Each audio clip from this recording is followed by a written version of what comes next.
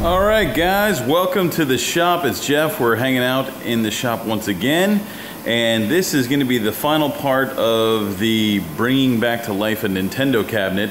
And how fitting that we're filming this today. Today actually marks the 35th anniversary of the release of the arcade game of Donkey Kong. So it's kind of symbolic that we finished this thing up. You guys saw everything we've done so far. We replaced all the bottom. Came out fantastic. You can not even tell where we replaced all the wood. And today what we're going to do is pretty much wrap things up for the most part. I got to do one more coat of paint on the front here. I saw some stuff I didn't like on the front, a little bit of buildup of paint, so I sanded it back down.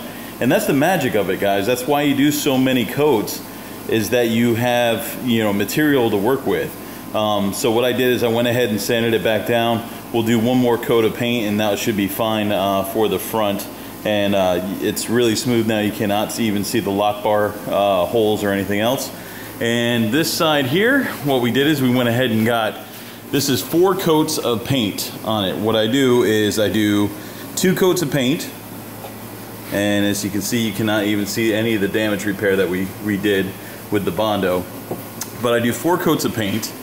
I start out and do 2 coats of paint, then I sand it down with 220, then I do 2 more coats of paint, and what we'll do this time is we'll sand it down with 320, and then we'll finally finish it with a wet sand, and that gives it a very close to original Nintendo finish. So if we go around to this side, it's kind of like a cooking show. I pre-baked it for you. Look at this, guys. This is what we're looking to do on the other side. So I went ahead and finished this side out. This is after the 4 coats of paint, sanding after 2 with 220 with a orbital sander, and then sanding it with 320, and then finally doing the wet sand with 1500 or to 2000 grit. And that really gives you, if you look in the light, it gives you that Nintendo sheen, that really super smooth. I'm telling you, this feels like glass. You can actually see like reflections in it. And that's what we're looking to do, is to achieve this for the other side, and I will walk you through the process. Alright guys, I went ahead and turned the cabinet around to the side we're going to work on, and I'm going to come in a little close here. Now if you can see the texture on this, that's called orange peeling. And you get that from the foam rollers. It doesn't matter what foam roller you use and how careful you are putting on the paint, you're gonna get this. So what I tried to do is figure out a way to be able to knock that down, and I used a lot of my old tips and tricks that I used to use when doing auto body paint. One big key to this is you got to make sure this stuff cures and sets up. This has been set in about 2 days now. So if you're going to be doing that, you definitely want to make sure that you got a real hardened surface to be able to do all the sanding. Now our goal right now is to knock down this orange peel so it's flat. Now if you can picture it in your mind, every time you do a layer, it's like waves. You have this layer and then it has some orange peel on it, so it's wavy. Then you put another layer on it, it fills it up more and it's more wavy. But every time those little valleys are getting thicker and thicker and thicker. So what we want to do is knock off all the hilltops so we just have a flat plane right across, and that's how you get that smooth finish. So you know, you can rush this, but you're never going to get the results that you're looking for if you just hurry up and just, you know, paint it once and then try to sand it down. Your primer is going to show through.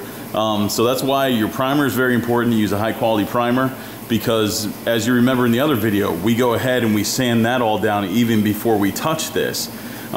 Because it just, like I said, if you don't sand it down at certain times, you're just going to amplify that orange peel and it's going to get thicker and thicker and thicker. So with this right here, what we're going to do is, like I told you, I did 2 coats of paint, then I sanded it down with 220 to make it smooth. This is 2 more coats of paint. I've let it dry about 2 days, and now what we're going to do is going to go ahead and knock this down with 320, and we're using the random orbital sander. And then these discs here are 320 grit. These are sometimes hard to find at like Lowe's or Home Depot. I do find them there, but you might be better off finding them online. I get them from Amazon sometimes, eBay, or actually automotive places like Advanced Auto Parts or you know, any of those type stores sometimes carry them as well for use in car work. So we're going to go ahead and get set up, and then we're going to start sanding. Okay, we're all ready to start sanding the cab. The big thing with this is you got to make sure that you keep the sander moving. You don't want to sit in one spot because then you'll just burn through the paint and you go all the way down through, because we're just trying to scuff this thing down, and then we'll do the final sanding with the wet sanding with the block. So the key to this is keep moving. Don't stay in one spot. I like just to go to the width of the disc and then just work my way down the cabinet. So that's what we're going to do first.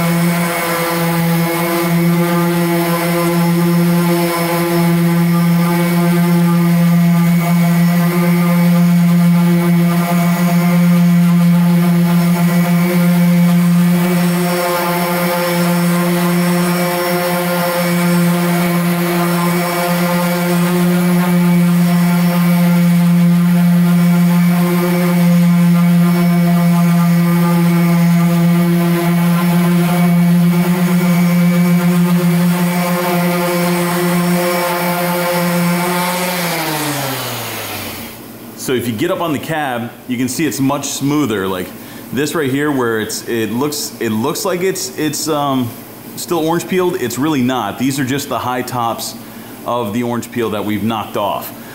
So that's actually perfectly smooth right now. And I know you're like, oh, the finish doesn't look that great, because if you look down here, it's shiny, and up here it dulls. It does dull during this process, but we'll bring it back at the very end. So what I'm going to do is going to continue to do the whole side of the cabinet, and then we'll come back and we'll address where it went down a little thin, and then we'll get ready to do some wet sanding.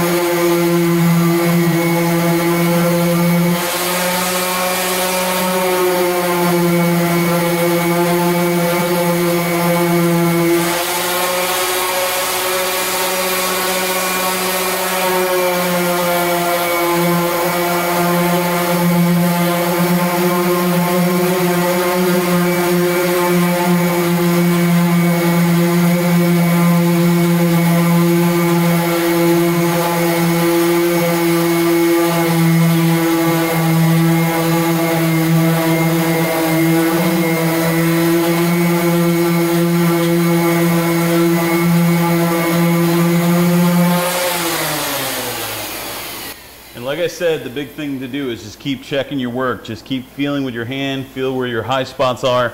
This is just to knock down the high edges. Now when you get to the lower part, I totally suggest getting yourself a chair, because you really want to be face level with it. You don't want to be looking down and trying to figure it out. So get yourself a chair, and actually now you're at face level where you can see where everything is. Also keep checking your disc. Make sure that no paint's built up on here, because if you get chunks of paint that have built up, sometimes they'll start tugging on the cabinet itself and pulling chunks out. So I'm going to finish to do the rest, and then we'll move from there.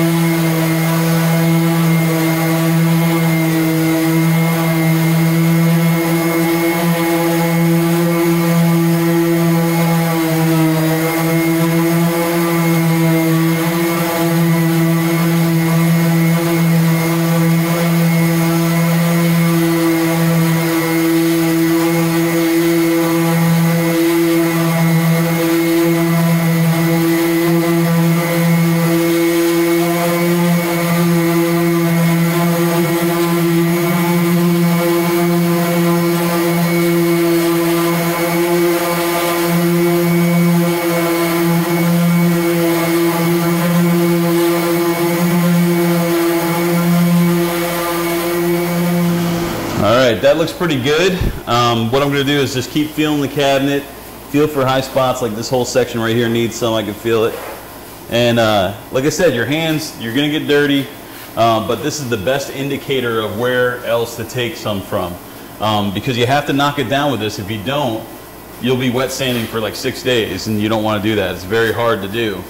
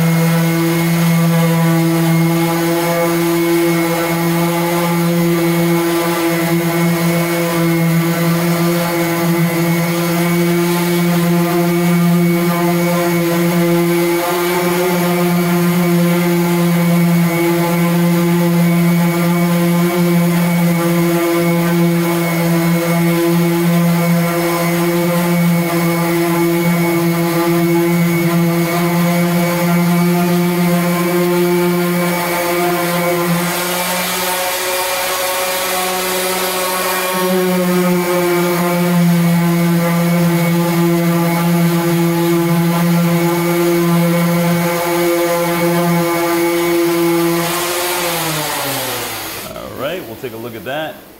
Now, some people ask me, why don't I lay it down to do it?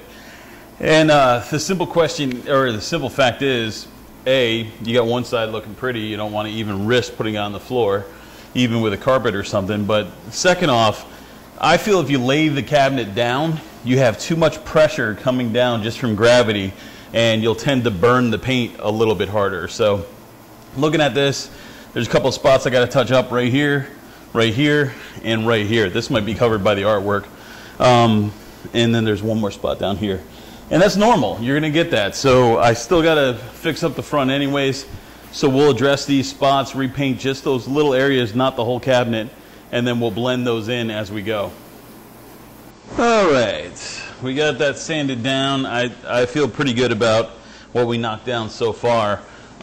Next step, just get some simple green, the old standby, and wipe down the cabinet, because we got those couple spots that we have to go ahead and redo. And the cool thing is, when you're doing this, a rag on this, you can really feel what's smooth and what's not. So if there's a couple spots that are still a little rough, like I feel a little difference up here on that very edge. And the other thing is, when you're sanding, your edges are going to be the ones that catch it. So you want to make sure that you don't go around the corner. Like I knocked off a little bit right there, which we'll just touch up. But with the cloth, you can really feel what's rough and what's starting to smooth out.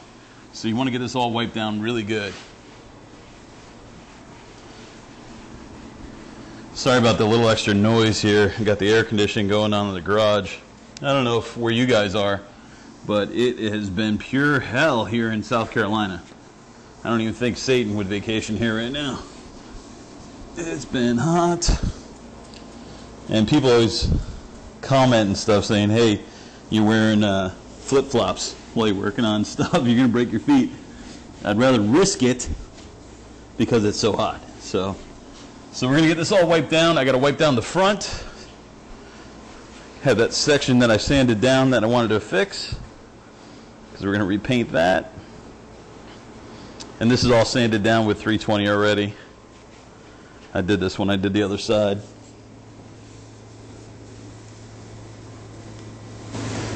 I mean, the whole key to getting a smooth paint job is really preparation.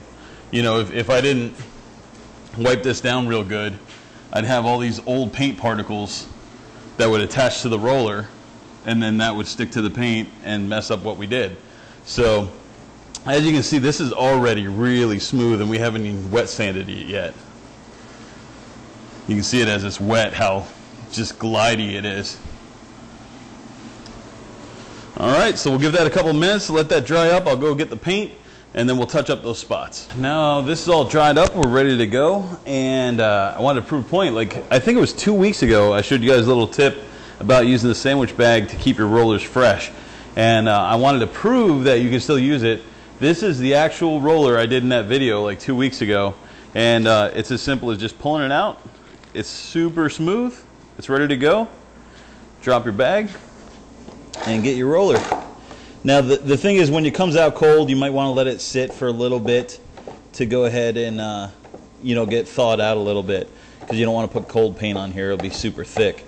And you do not want a lot of paint when you're doing these touch-ups. I'm actually probably going to go ahead and just do the front first, because that's going to need the most paint. And I'm just going to skim coat this whole piece. When I was doing it, I didn't like the way it was a little ridgy towards the middle of this, and I wanted it to be perfectly smooth, so I went ahead and sanded it down to the primer to get rid of what I didn't like.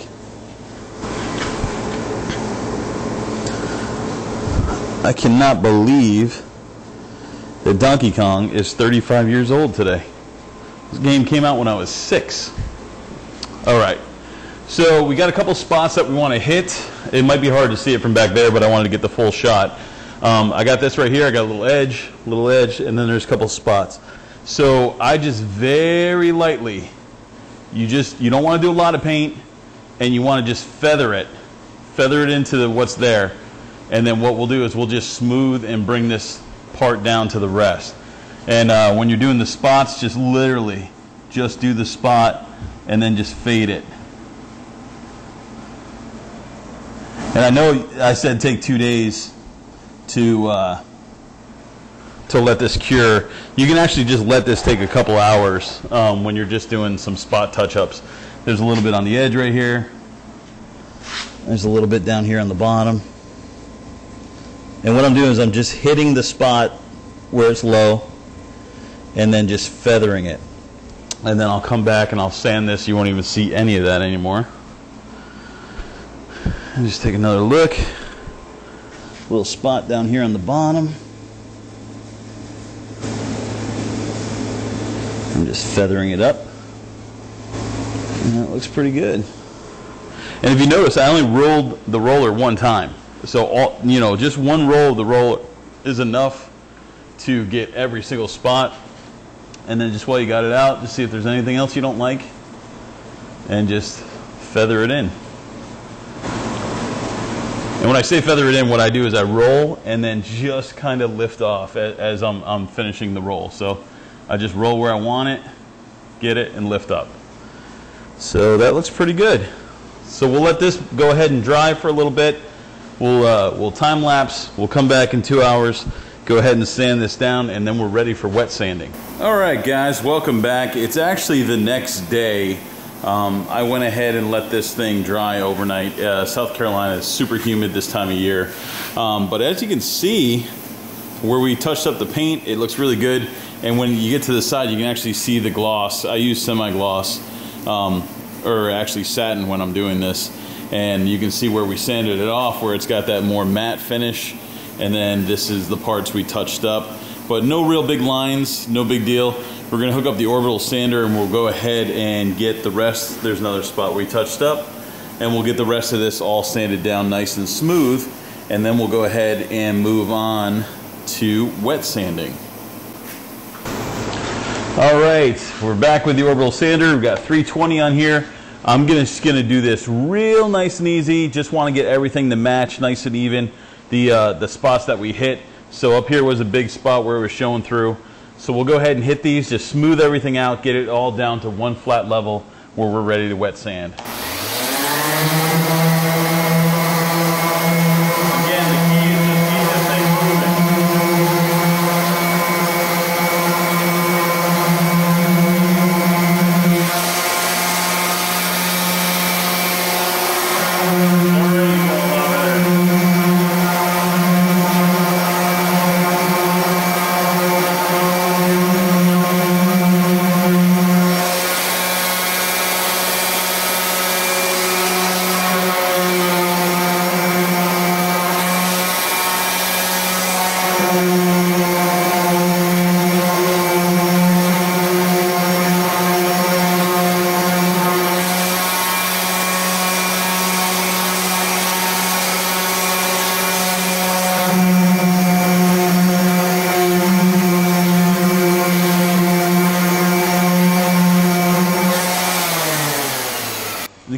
this too is also having good lighting. Like right here, I can see the spot I didn't hit yet.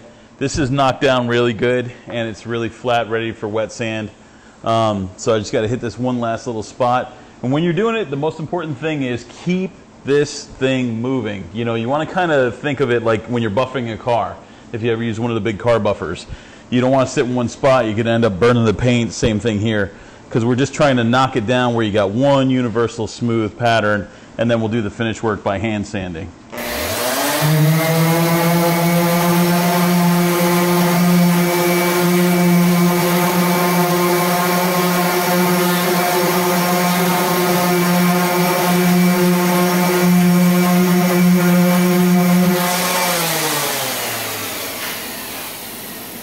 All right, that looks pretty good. So what we're going to do is we're going to go ahead and get set up, and we're going to get ready to wet sand this. I'll get all the tools together and then we'll go over that. Okay guys, before we go any further, I wanted to go over what you're going to need to do the wet sanding. So first and foremost is the sandpaper. I use this stuff a lot. You can get it at any like Advanced Auto Parts or wherever. I bought it on a discount store here in town. But this one has an assortment. I believe it goes, yeah, 1,000, 1,500, 2,000, 2,500. Anything over 2,000 I think is overkill. I mean, but it's your cabinet, do whatever you want. I'm gonna do this with 2,000 to get the same appearance that I have for the other side. You also wanna get yourself a hand sanding block. Now I have a big one that fits these full sheets. I think I have a little more control over it using these smaller ones, and it makes it a lot easier. And the next thing is you wanna get a bottle of water. This is just an old bottle that I had. Put a couple of squirts of dish soap in it. Not a lot, you don't want it to be super soapy, just to give it some lubrication as you're sanding. So this is just water and a little bit of dish soap and paper towels. This is a messy, messy, messy ordeal. It's worth it, but you're gonna get paint everywhere because essentially you're liquefying the paint and then you're, you know, reanimating it with water. So you're essentially making new fresh paint because you're sanding it at such a fine detail. The other thing is if you're doing this indoors, make sure you get a towel or something you don't care about, put it underneath your front edge. And you have to be very careful when you're doing an MDF cab. This is plywood, but if you're doing MDF, you don't want that water to drip down and then go around the bottom edge. So, you know, keep in mind to keep wiping down that bottom edge so it doesn't soak up into it and swell. Hopefully when you're doing your painting process, you'll paint that bottom edge. It gives you a little time to wipe it off, but you gotta be more careful for sure while you're doing an MDF cabinet. So we're gonna go ahead and get started and I'll bring you through the process. Okay, we're gonna go ahead and start just sanding this down. Now you don't want to do this dry because it will just grab on it. You're not gonna get much effort. You gotta make sure also that you have wet, dry sandpaper. So the first thing I do is I just work a little corner at a time, maybe like a 6-inch by 6-inch square, and I work across, but I'm always standing up and down for the most part because you want your sand grain to go all in the same direction. So I'll just start with this corner here, get it wet, and then I just start sanding. And you'll feel it gripping a little bit, and as it starts to grab, you'll feel it where it wants to start grabbing again. That's when you give it another little hit. And what you're doing is you're just taking off a minuscule amount of paint. You're essentially polishing it with like an emery cloth. So if you see, paint's actually coming off, and you will get very dirty with this. Your hands will be covered. So you might want to wear some plastic gloves. It's just latex, it comes off. Now you can do this same process with oil-based paint, but it takes 10 times longer. Like you have to wait for the paint to really, really cure for a couple days. And you know, I'm impatient enough and you have to wait enough to do this. So I do almost all my cabs exclusively in latex paint. And the thing is, if you get a high quality paint, like I believe this one's the Valspar, like top of the line, you know, paint and primer in one, and plus you do your coats underneath, it gives you that good base to be able to get this perfect finish. So, you know, some argue that oil-based paint is more authentic. I don't know. I'll line up one of my cabs against somebody else's who did it in oil, and I bet you won't be able to tell, you know, for the average person. So, But what you want to do is you feel it grabbing. If it starts really grabbing a lot, just give it a little more water. And the water is just the lubrication to make the sanding, you know, slide a little bit more. Because you don't want to take a huge amount of paint. We're essentially polishing the paint right now. So once you get it to a certain section, you want to see how it is. And this is labor intensive. This takes some time to do it and do it right. But it's worth it, right guys? I mean, this game, Donkey Kong, like I said, yesterday turned 35 years old. So you want to bring it back to its glory. You can see it already. It's starting to smooth out. But if you're going to bring it back to its Donkey Kong glory, you know, take some time. And that's already feeling super smooth. And like I said, these right here are your best indicators. Just rub your hand on it. Right here, I still feel it's a little high. I feel a little bit around the top edge. And, you know, down here, I can definitely feel where I haven't done it yet. So what I'm going to do is do the whole cabinet, and then I'll come back, find all my spots, and then spot hit the rest of them.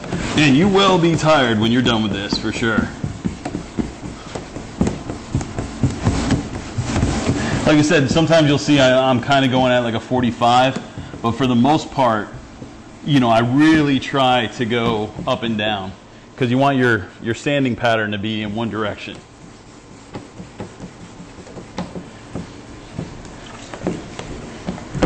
And as I do it, I kind of fade up into the part that I've already done.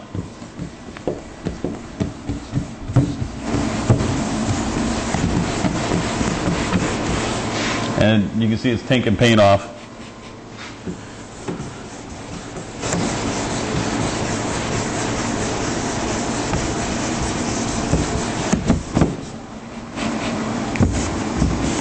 And again, you can lay this down to do it. I don't like it because this way you got to control the water. It's all going down in one direction. If you lay it on its back, then you got water curling into all the T-molding tracks and all that stuff. So you can really... Water can be your friend or it can be your enemy. So the last thing you want to do is, after all this work, go back to, you know, having to fix water damage after you're all done just from sanding.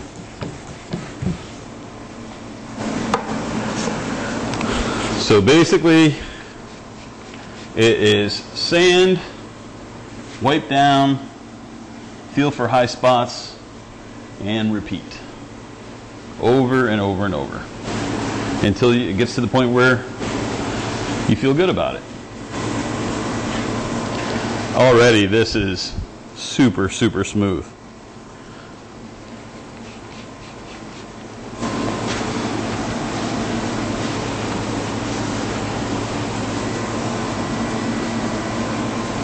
All right, so we did the top part.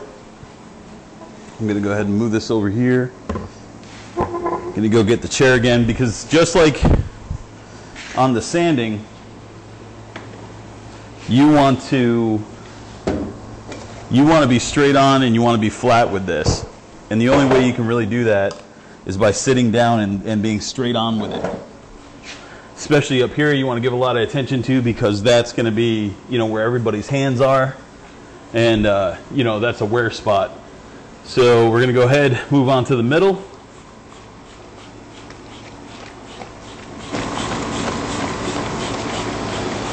Get it nice and wet. The other thing you can do too is, if you see paint building up on your sandpaper, see how that just comes right off, and then it's brand new clear again.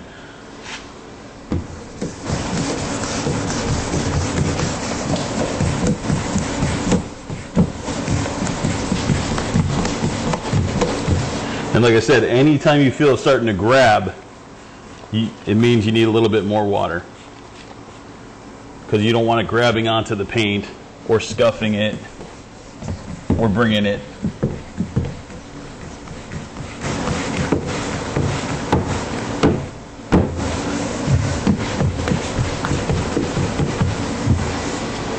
I still remember the first time I played Donkey Kong.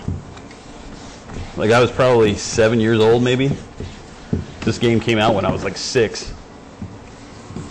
It was at Ted's Fish Fry in upstate New York. remember they had it there, and I was just begging my dad for quarters to play it.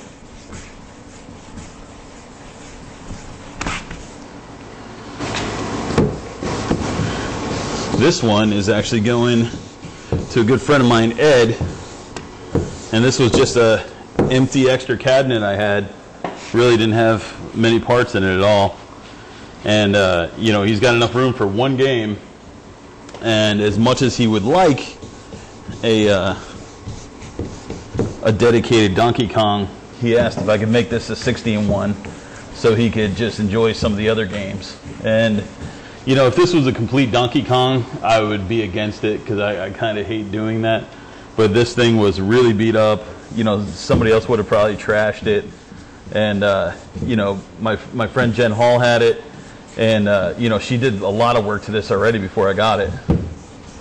And you know, in this case, where it was coming from back from the dead, I think, you know, games, if they can be revived, I mean, they're good to be revived any way they can be. So, tell you what though, he is going to have one of the nicest 60-in-1s on the planet when we're done with it.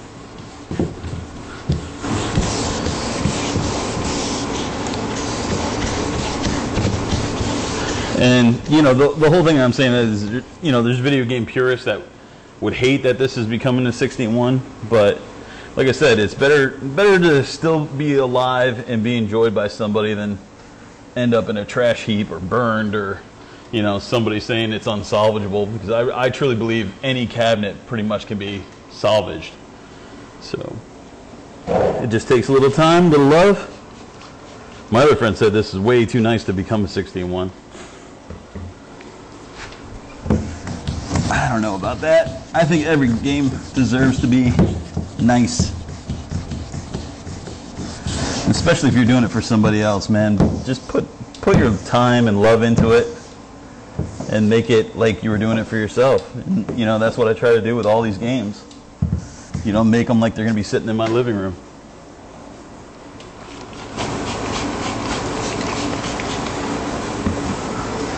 So we're almost done with the first level here. Down the bottom, it's a little tricky.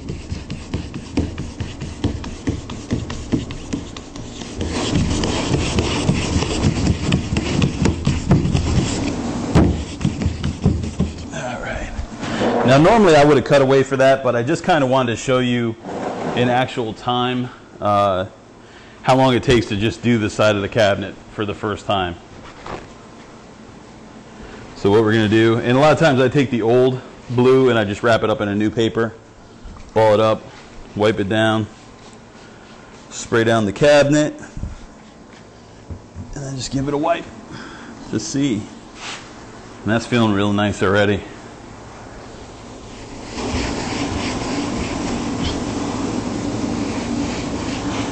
And the one thing is, to get these Nintendo finishes, you cannot be impatient. Like, it really is all about the prep work. It's about taking your time and taking each step to get it to the next step. So this is looking pretty good. What we're going to do is we'll go and check it out, and we'll feel around. It's a little bit by the edges, a little bit down the side over here. I feels real good by the control panel. So I'm going to go over that real quick, and then we'll come back. So I got this wiped down. I went ahead and I did 2 more rounds of the wet sanding, and it looks good, man. It's still wet from me wiping it down, but you know, it's almost making that noise for like glass. That's how smooth it is. So the next step is going to be artwork, and I know you're like, what? Why artwork? Because it still looks so dull on the side. Well, you got to go ahead and get your artwork applied before you do the final coat. And you got 2 options when you do the final coat on the side. We'll talk about that in a minute, but let's get that artwork lined up. So we're going to go ahead and put on the artwork. I went ahead and wiped this all down with Simple Greens, nice and clean, nice and smooth. And next step is to prep for the artwork. And I use this stuff, Rapid Tack. It is lifesaver on this. It saves you so much time and gives you a little more time to get the artwork in the right way. And this stuff is like, an applicating solution that gives you more time and helps you get the bubbles out, but it also cleans it and preps your area so it's all ready for the artwork just to stick to it perfectly. All right, so it's nice and clean. And next step is you want to get some painter's tape. And get good painter's tape. You know, you can get that cheap dollar store stuff. It doesn't work, and you know, it can mess up your artwork and not hold things in place. So what I like to do is get a strip, and I get it roughly in place. Now a lot of guys said they like to center the Donkey Kong letters to the middle of the lower bracket. I found pretty much, I measured one off our original one. It's about 4 inches down from the top to the top of the artwork. So I try to get this roughly positioned.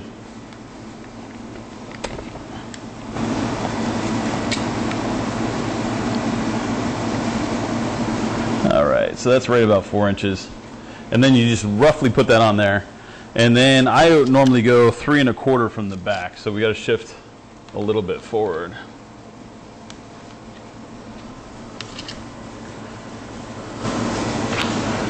It's just about 3 1/4.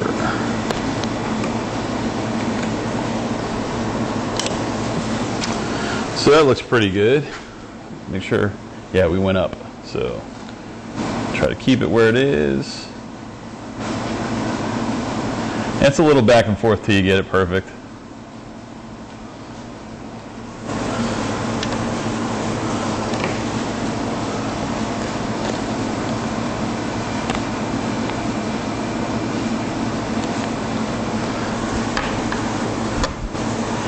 All right, I feel good about that.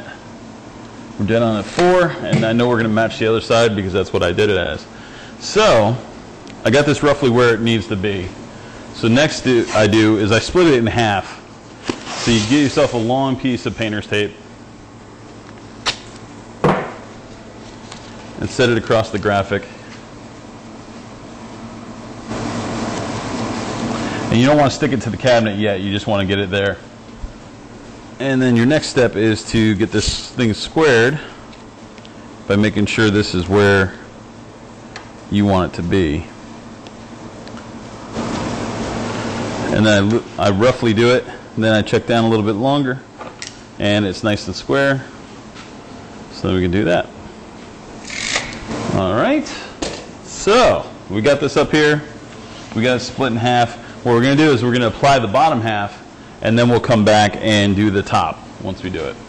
Now let me get my little tool over here. Oh, I already brought it over there. This is what I use for applying graphics. It's actually one of the Bondo spreaders, and then I went and got a Velcro kit. And you don't want the scratchy Velcro side, you want the, I guess, just wool type. And then it's actually got a sticker back, so you just split it in half and put it on the Bondo thing, and it won't scratch your artwork. You're able to move it nice and easy. So next thing I'll do is get another piece of tape ready. I just set it up here for a second. And I want to go ahead and pull the graphic off the backing.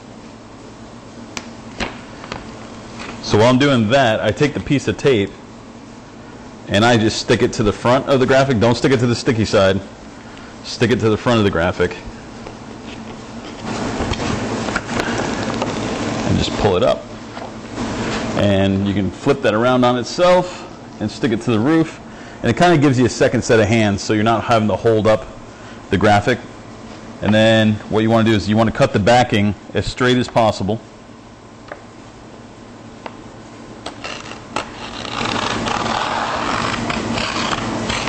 You can use scissors or a razor blade. If you're using a razor blade, make sure you don't go too deep and cut all that fabulous work you just did. All right, so we got the backing off. Now we're ready. So What I do now is I hit it with Rapid Tack. So Rapid Tack, I actually hit the sticker itself, the decal, and then I hit the cabinet. And when you're squeegeeing this, it will actually push the Rapid Tack back out. So then take off your little holder that you had there. Carefully pull it off. You don't want to stretch the decal. And then basically start from where your backing ended.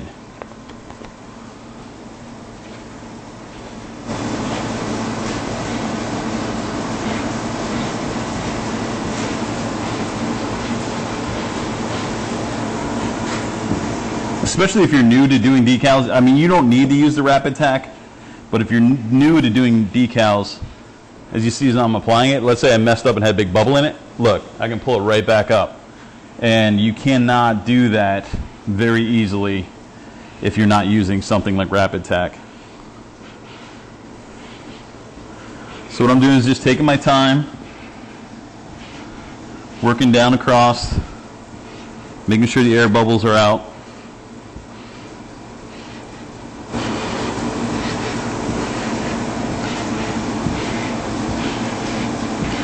Just work your way back and forth, nice and easy.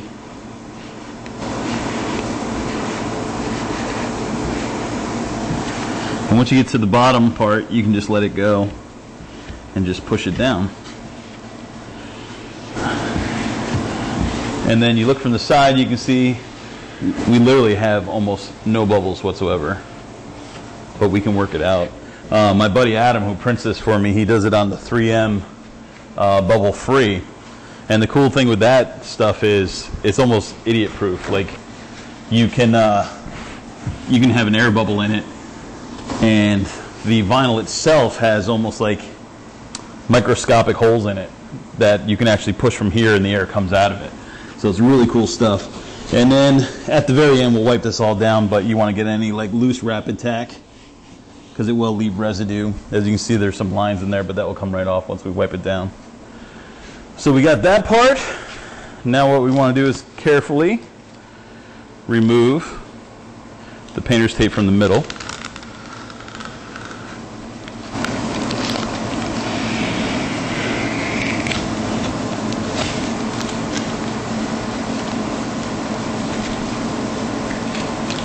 Stuck to my hand. All right, and then remove it from the top. And we're doing the same exact process over again in reverse. So we're going to let it fall down. It's all stuck to where it is. Now you got to be careful when you're taking this part off because you know you got Rapid Tack on the bottom, so it's not as sticky as just a regular vinyl sticker, and it will peel up on you. So go ahead, hit your backing, hit the wall. I can see right here there's a big chunk of dirt. You do not want that, because I don't care if you got bubble free, you got whatever, it will not come off. So just do one last look before you do it. And now we're doing the same thing in opposite. We're going up now. So start from where you stopped or started last time and just work your way up.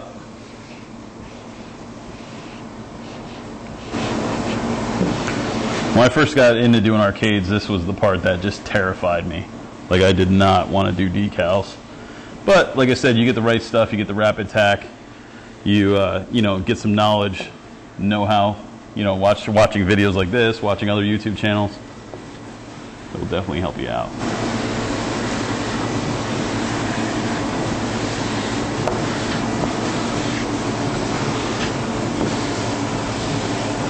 All right, it's looking sharp. So we got decal on there, and now what we'll do is we'll go ahead and get some Simple Green and some fresh paper towel. We'll wipe this whole thing down.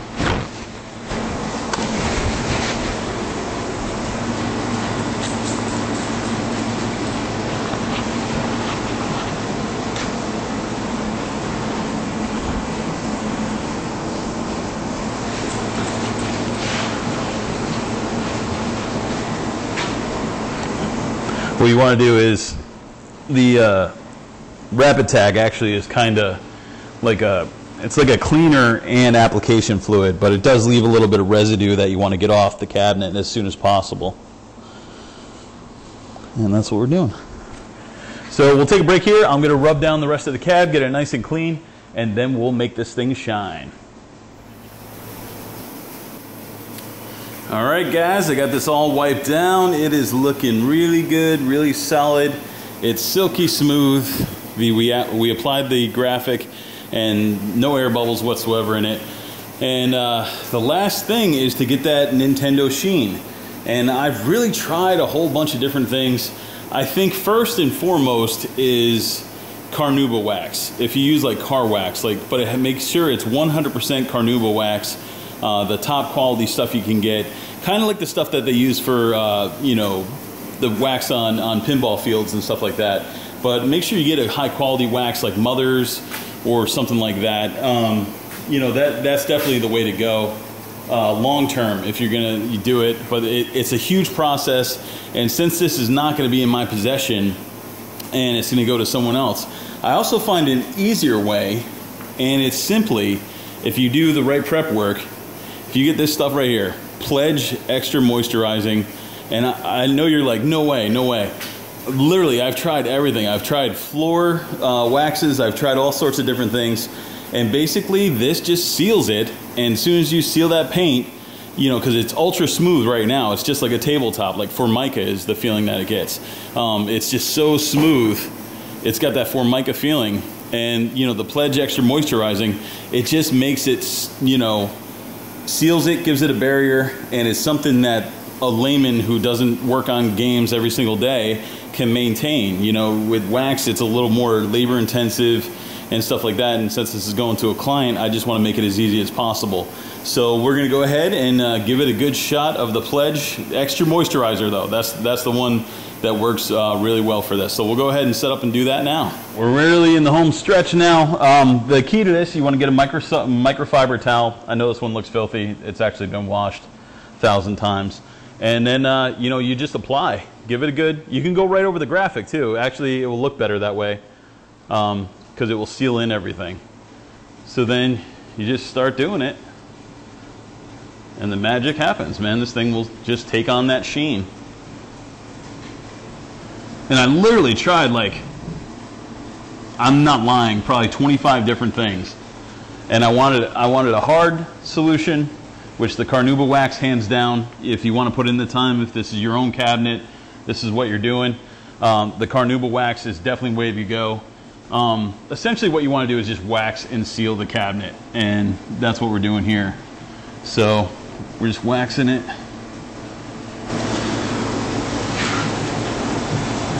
And already you can probably see the sheen.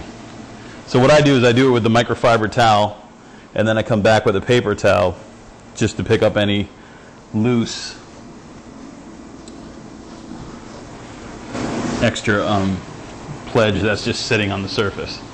Now you might have to do this like 2 or 3 times to get the desired level that you want, but I go right over the graphic, everything, so everything has the same sheen.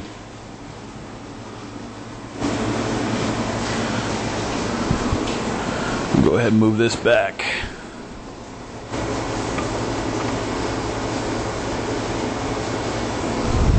And we'll hit the whole side.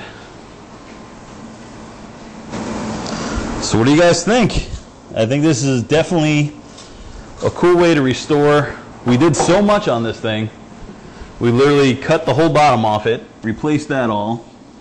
We figured out a way to make it 9/16 by getting the cheap wood from Hobby Lobby. That's in one of the previous episodes.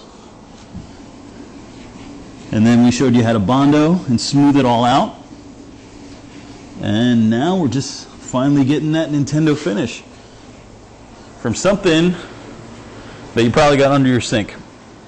So we'll go ahead, get some paper towels, just give it a wipe down, smooth it out.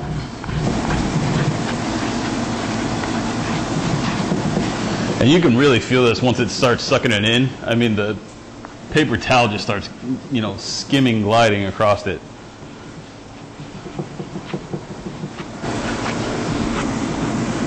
I believe the original ones had some sort of enamel And I've seen some guys use car paint, but I mean, you have to have a killer compressor. You have to have, you know, a professional gun. And this is, you know, we did this with rollers, guys. So, like I said, it's probably going to take a couple coats to get to the level that we want. But I'm telling you, that's feeling nice.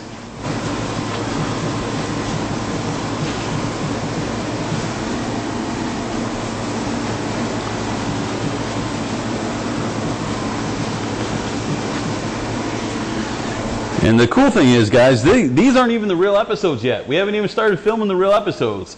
We're actually launching the full-on channel in October. And that will be the 1-year anniversary of where I lost most of my games in the big flood that we had here in South Carolina. And the first one I'm going to be doing is Pac-Man. And Pac-Man was kind of the sacrificial lamb. He laid down, and I stacked games on top of it. And the water rose up to, God, 4.5 feet. So Pac-Man actually sat submerged for 18 to 20 days. I can't remember off the top of my head, but it was a long time. And it literally saved half my games. So I figured there was no more fitting way than to bring that Pac-Man, the one that sat underwater for all that time, and we'll bring it back to life just like this guy. So this is looking really good. And this is going to be the end of the Nintendo series. I might shoot one more video when I get this thing all put together. I'm not going to show you guys how to build a 16-1. Like, that's information's out there. But look at it. It looks good. We'll take a closer look. All right. Still a little wet, still a little shiny, but it's definitely got that sheen. And like I said, I'll probably do a couple more coats on it to get it to perfect. But we got this side. I still got to do the front. But the front looks way better. It's all painted now. And then this is the side I already did. And literally, this sheen right here, this smoothness, just came from that Pledge Extra Moisture. And it literally feels real close to my other Nintendo cabinets. I really don't think the average person would be able to tell. So, that's my messy work area. So what do you think, guys? I think we did it. We brought this guy back from the dead for his 35th birthday. And how fitting.